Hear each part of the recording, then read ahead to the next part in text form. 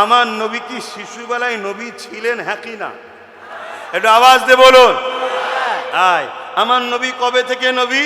যখন আদম আলাইহিস সালাম পানি কাদা আব আতসের সঙ্গে মিলেছিল, তারও আগে মোহাম্মদ রসুল নবী ছিলেন। জোরে বলুন সুবহানাল্লাহ। তাই তো আল্লাহ বলছেন, কদ জাআকুম মিনাল্লাহি নূর ওয়া কিতাবুম মুবিন। কদ অবশ্যই তাকিদ দিয়ে বলছে, জাআকুম আমি পাঠিয়েছি। পাঠানো তাকে হয় যেটা আগে থেকে থাকে। তো রসুল আগে থেকে ছিলেন, আল্লাহ 12 রবিউল আউয়ালে আমাদেরকে বাঁচাবার জন্য পাঠিয়েছে। জোরে বলুন সুবহানাল্লাহ।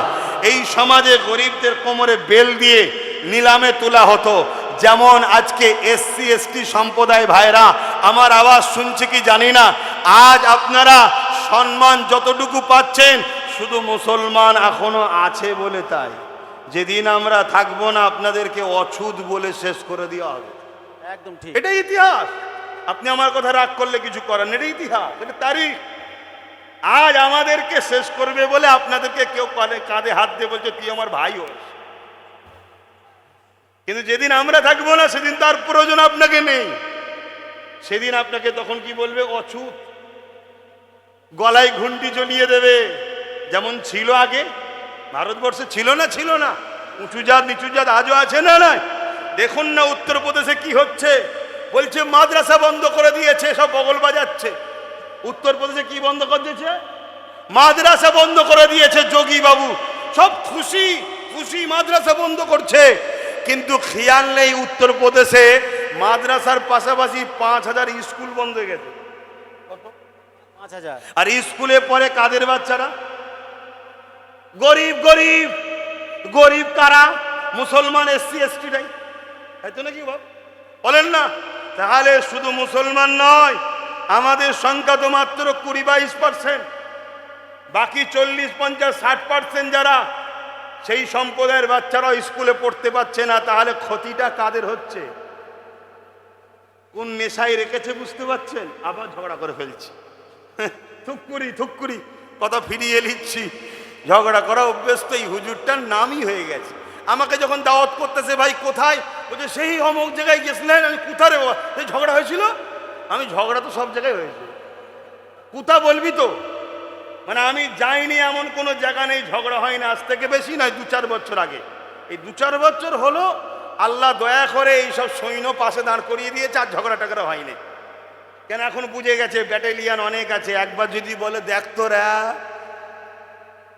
বুঝতে পারছেন না, একটা করে চুলো পাবে না হয়তো ভাই। ওই জন্য এখন ঝগড়া টগড়া জলসায় আর হয়নি। কিন্তু 2-3-4 বছর আগে প্রতিটা জলসায় ঝগড়া হতো।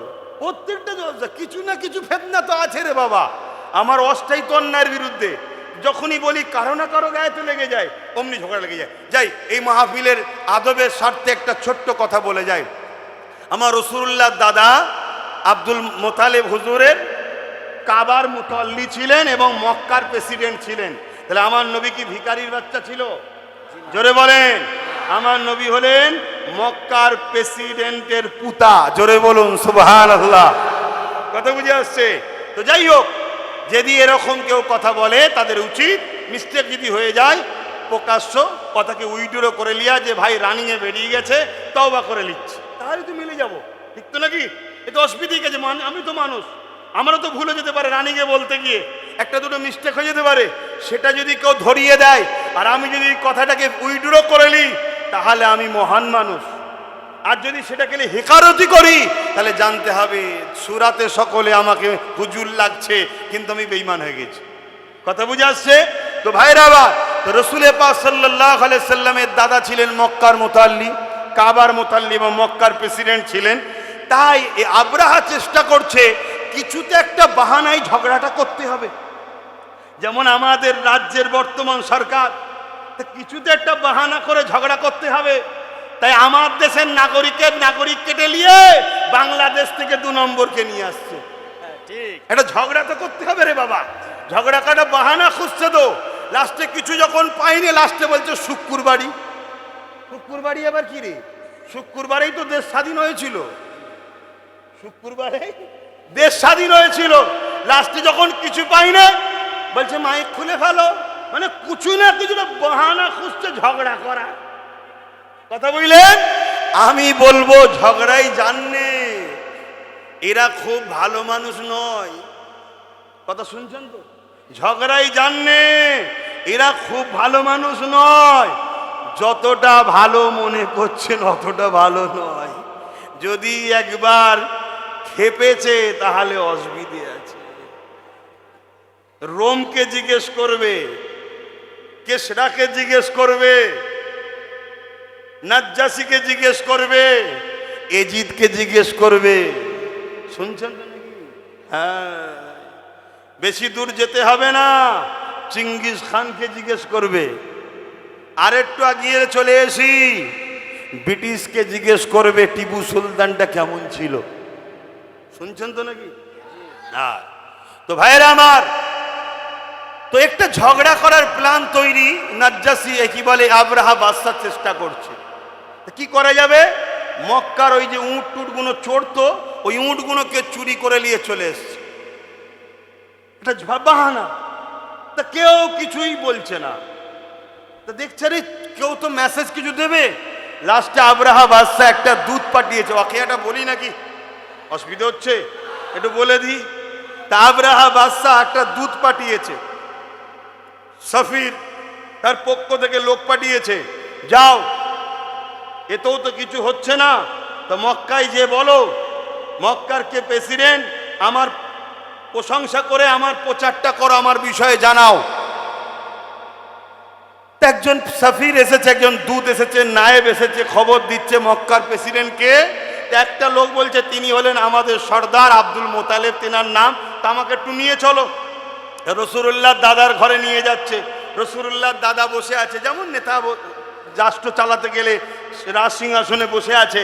তো ঘরের যখন দরজা খুলেছে, মন দিয়ে শুনবেন, ঘরের যখন দরজা খুলেছে আবরাহা বাদশার ওই পক্ষ থেকে সাফির দূত পিয়নটা যে আসছে, ও সঙ্গে সঙ্গে রসুলুল্লাহ দাদার দিকে যখনই নজর পড়েছে, ছুটে এসে রসুলুল্লাহ দাদার কদমে সেজদা পড়ে গেছে। কথা বুঝে আসছে? রসুলুল্লাহ দাদা বললেন, ওঠো, মাথা তোলো, সেজদা আল্লাহ ছাড়া অন্য কাউকে করা যায় না। এ থেকে প্রমাণ হলো রসুলুল্লাহ দাদাও ইসলামের ওপরে নবী ইব্রাহিমের অনুসারী ছিলেন। জোরে বলুন সুবহানাল্লাহ। আজকে কিছু লোক বলে নবীর আব্বাম্মা নাকি ইসলাম ছিল না। বলুন নাউজুবিল্লাহ। লা হাওলা ওয়ালা কুওয়াতা ইল্লা বিল্লাহিল আলিয়্যুল আযীম। খুব সতর্ক।